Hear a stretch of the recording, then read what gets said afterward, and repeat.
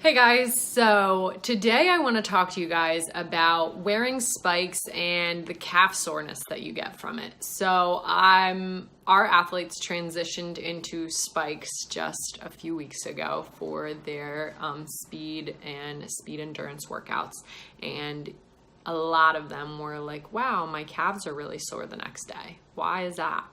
And since they asked these questions, I bet a few of you guys have these questions as well. So for those that don't know, my name's Fallon Headings. I'm a physical therapist and a track and field performance coach. So let's get started. So there's one main reason why you tend to get calf soreness.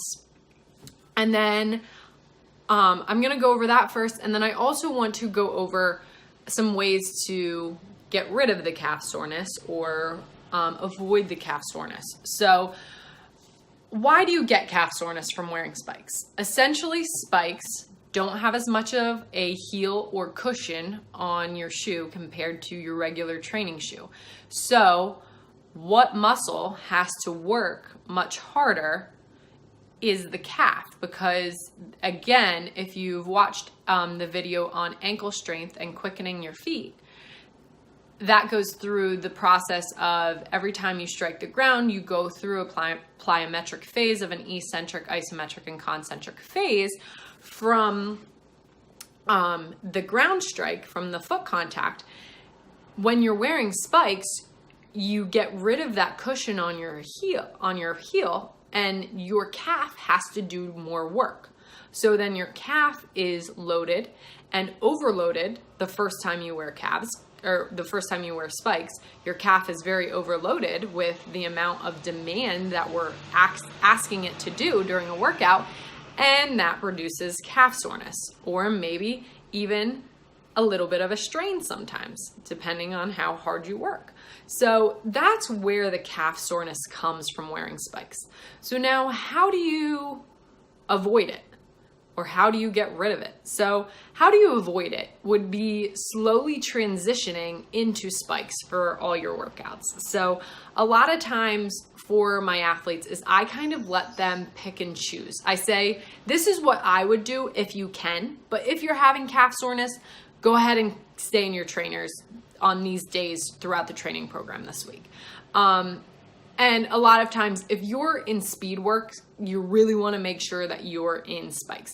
But your speed endurance, you might be able to play and go out of spikes back into your trainers to work through that workout. So what you want to do is you want to slowly transition into your spikes, so you slowly transition the load and your body can get used to dealing with that demand. So you want to increase the demand a little bit each week, or every other week, so your body doesn't get overloaded, and that's where the soreness comes from. So the soreness and the pain usually comes from a load problem. So if you're overloading your calf, you're essentially going to get sore and get painful. If you keep it at a good demand and you slowly ramp that up, you essentially will hopefully minimize or eliminate the calf soreness and pain.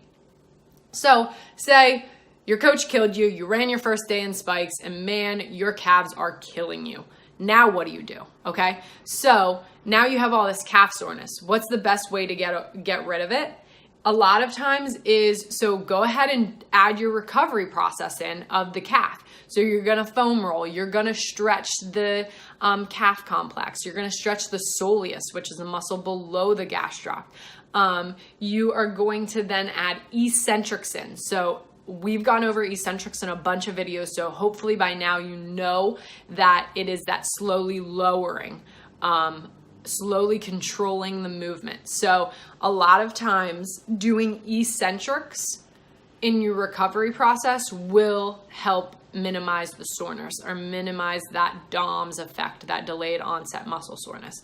So if you guys need any more information about this, or kind of need to individualize this for you, please just get a hold of me. Put a comment section, or put a question in the comment section. Thanks for watching this video. If you liked and learned a little bit from it, go ahead and share it out and subscribe to my page. So as always, keep training hard, guys. See ya.